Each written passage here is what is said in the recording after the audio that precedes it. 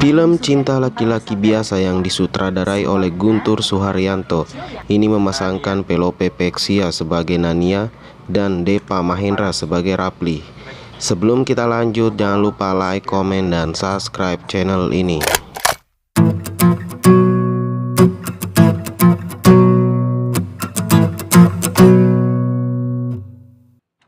Di film ini menceritakan cinta seorang laki-laki biasa kepada wanita yang berasal dari keluarga kaya. Di awal pertemuan mereka, Nania sebagai mahasiswi arsitektur dan Rapli sebagai pembimbing di perusahaan pengembang perumahan. Saat itu Nania melakukan kerja praktek lapangan. Rapli tidak memperlakukan Nania secara khusus. Nania harus ikut kerja kasar bersama buruh lainnya, seperti mengaduk semen, memplester dinding, dan lain sebagainya. Karena melakukan pekerjaan kasar itulah Nania mengenal Rapli. Begitu juga dengan Rapli.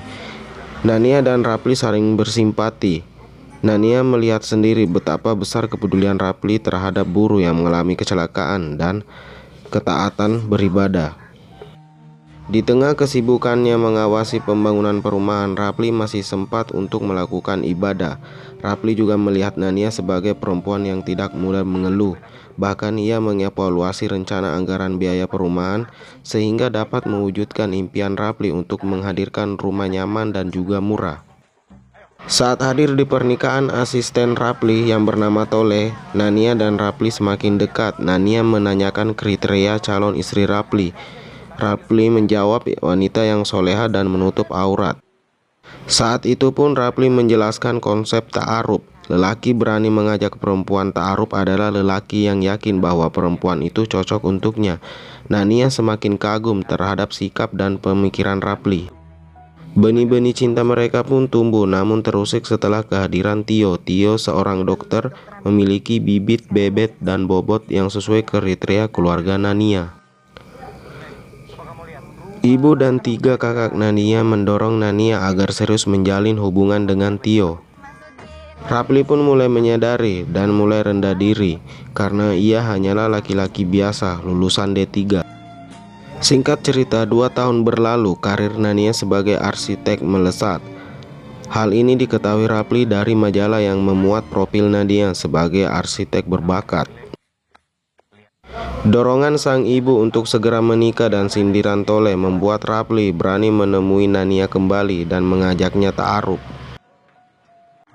Tak lama kemudian keduanya sepakat untuk menikah, meski Rapli dan Nania sempat mendapat tekanan dari ketiga kakak Nania dan ipar Nania. Kehidupan rumah tangga mereka sejatinya bahagia. Mereka tinggal di rumah sederhana dan nyaman. Namun menurut pandangan ibu Nania dan kakak-kakaknya, Nania dan Rapli hidup susah dan kekurangan. Sang ibu selalu membandingkan Rapli dengan ipar Nania. Kemarahan Nania memuncak saat ibu dan kakak-kakaknya mengunjunginya saat hamil tua. Sang ibu membawakan pembantu dan kakaknya membawakan peralatan bayi bekas untuk dipakai. Ibu dan kakaknya seolah sudah jauh mencampuri rumah tangga mereka. Nania marah dan terjadi pendarahan yang membuat Nania harus dilarikan ke rumah sakit dan melahirkan bayi dalam keadaan prematur. Untungnya Nania dan sang bayi selamat. Kakak Nania yang ingin membayari semua biaya rumah sakit Nania ditolak Rapli. Rapli membawa Nania pulang ke rumah mereka dan menjalani kehidupan rumah tangga yang seperti biasa. Klimaks cerita saat kakak ipar Nania ditangkap KPK, Ranti, kakak Nania mencoba bunuh diri. Nania yang dijemput oleh supir kakaknya untuk datang menenangkan Ranti. Namun di tengah jalan terjadi kecelakaan yang membuat Nania terluka parah. Selain kaki Nania lumpuh, ia juga mengalami amnesia. Nania tidak bisa mengingat semua masa lalunya. Rapli pun terpukul, terlebih ketika ia mengetahui dokter yang menangani Nania adalah Tio yang juga menyukai Nania dan masih melajang. Rapli tetap bersabar merawat Nania meskipun api cemburu mulai menyala. Karena Tio seolah lebih diingat Nania, Rapli frustasi, begitu juga Nania, sehingga Nania menolak fisioterapi dan tidak mendengarkan nasihat untuk pemulihan dari Tio lagi. Rapli meminta bantuan teman Nania untuk membantu membujuk Nania agar mau terapi lagi. Setelah Nania ingin terapi lagi, hari demi hari dilalui untuk masa penyembuhannya. Namun, hal baik pun tak kunjung tiba. Dokter dan keluarga Nania memutuskan untuk mengirim Nania ke Jerman. Tetapi sebelum ke Jerman, Rapli meminta Nania untuk bersamanya selama 3 hari, dengan harapan bertemu dengan orang-orang yang pernah dekat dengan Nania bisa memulihkan ingatannya. Setelah 3 hari, ingatan Nania pun tidak kunjung pulih. Akhirnya dokter dan keluarga Nania datang untuk menjemputnya.